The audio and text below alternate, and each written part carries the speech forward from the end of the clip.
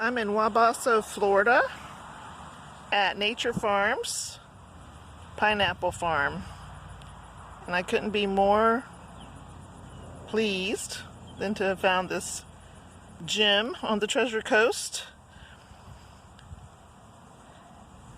They set up a roadside stand in the summertime, and they're told they have the sweetest pineapples. Of course they do. I want to take you up here to their little stand and show you their beautiful golden fruit, and I want to just share this with y'all today.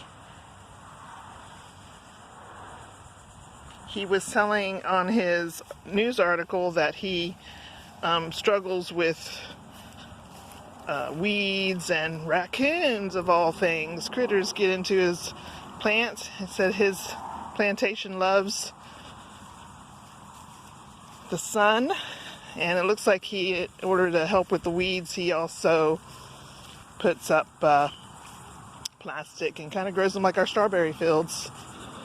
They set up this little roadside stand, and it's the most popular place where you can get the sweetest pineapple.